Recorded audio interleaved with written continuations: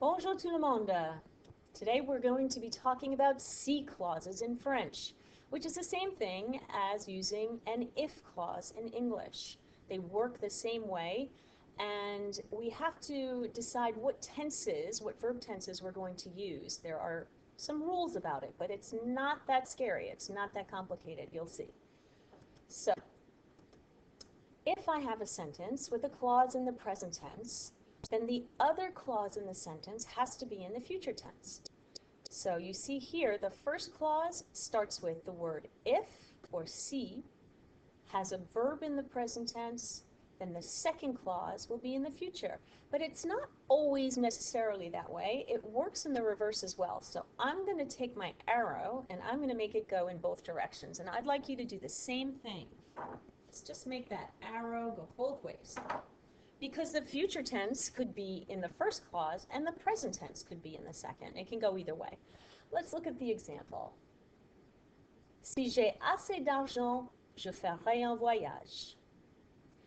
If I have enough money, that's the present tense, je ferai un voyage. I will take a trip. This is the future tense. Okay? Present and future.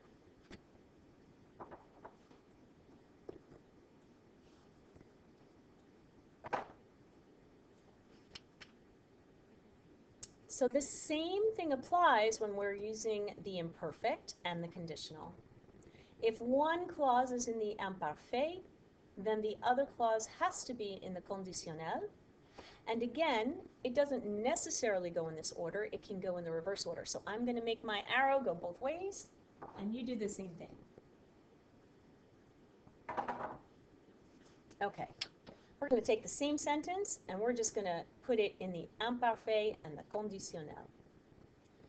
Si j'avais assez d'argent, if I had enough money, je ferais un voyage. I would take a trip. All right, so as you can see, I have the imparfait here and I have the conditionnel here. All right, and that's really the whole thing. That's all you need to remember. Present with future, future with present, imparfait with conditionnel, and conditionnel with imparfait. Okay? When you're writing these sentences, these examples down, make sure that you write the English translation as well, so that when you go back to look at it, it makes sense to you. If I had enough money, or I'm sorry, if I have enough money, I will take a trip. If I had enough money, I would take a trip, okay? If I have, I will. If I had, I would. You see, we do the same exact thing in English.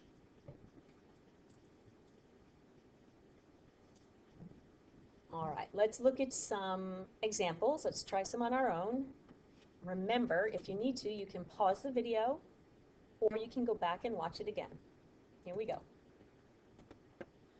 Si j'étudie pour l'examen, if I study for the test, well, this is the present tense. That means that I have to take the verb savoir in this second clause and put it in the future. Do you remember the irregular stem for savoir in the future? It's S-A-U-R.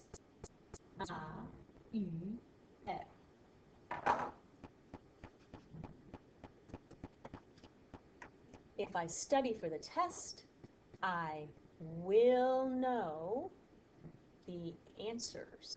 If I study for the test, si j'étudie pour l'examen, I will know the answers. Je saurai les réponses. All right? We have the present tense and the future tense. Let's try another one. Si tu manges tes épinards, if you ate your spinach. This is the imparfait. You recognize it from the ending, right? So that means that pouvoir has to be in the conditionnel. Do you remember the irregular stem for pouvoir? It's P-O-U-R-R.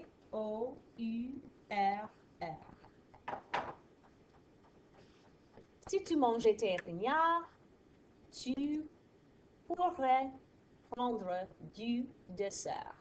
You would be able to take some dessert. Remember, we use the verb to take when we're talking about eating food in French. If you ate your spinach, you would be able to take some dessert. All right, we have imparfait and we have conditionnel. Together in one sentence with two clauses. All right, let's try a third. Il prendrait des leçons de conduite. They would take some driving lessons. S'il, if they, we're going to take avoir and put it in what tense? The imperfect, because prendre is the conditional. So we have to put avoir in the imperfect. They had 18 years. So the imparfait of avoir, avait. They would take some driving lessons if they had 18 years. Ils prendraient des leçons de conduite s'ils avaient 18 ans. And that's the conditional and the imperfect.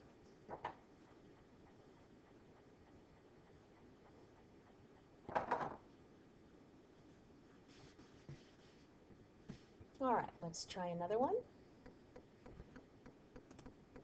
Nathalie. And we're talking about these shoes. And in my C clause, look where it is now. My C clause is the second clause. See, I told you it doesn't always have to start with the C clause. Sometimes the C clause is the second clause. And let's just make a note that this elle is a pronoun that is replacing, we're talking about ses chaussures. Right? So the elle here is talking about the shoes. Well, the verb in my C clause is sont, and you know that that's être in the present tense. If they are not too expensive. So if I have the present tense here, I need the future tense here. And my verb is choisir. Nathalie choisira, will choose these shoes if they are not too expensive. All right, I have the future tense, choisira, and the present tense, sont. Nathalie will choose these shoes if they are not too expensive.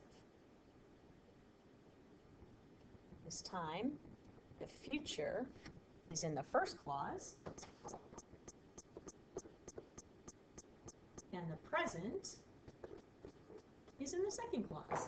That's why we made our arrow go in both directions, because it can be either way. Let's take a look at number 5.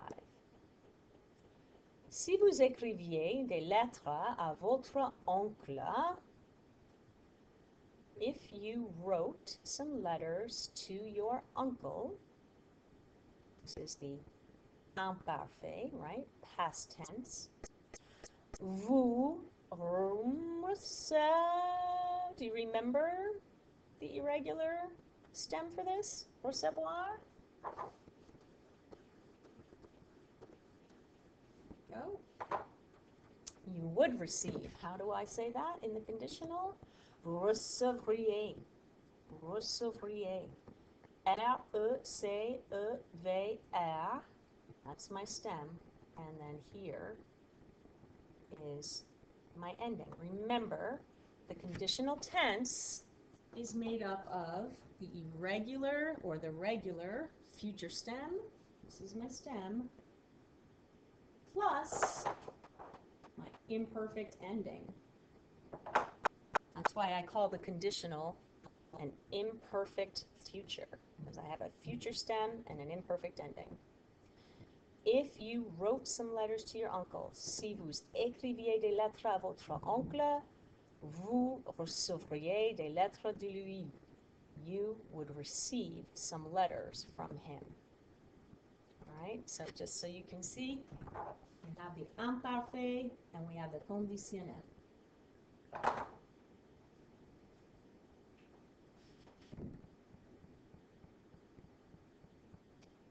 Okay. So these propositions that we're making with C, what you really just need to remember is the present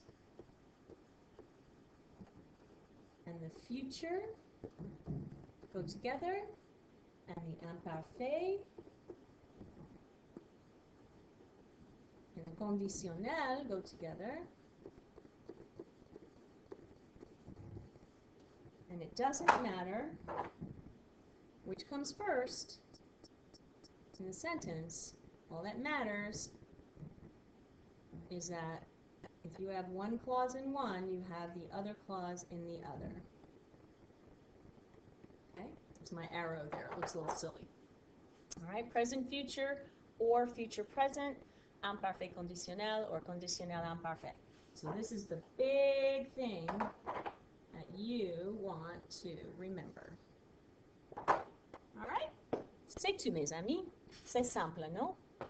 All right, so next time we see each other, we'll work with this a little bit, but as you can see, it's really not difficult. Thanks for tuning in, and I'll see you next time. A bientôt.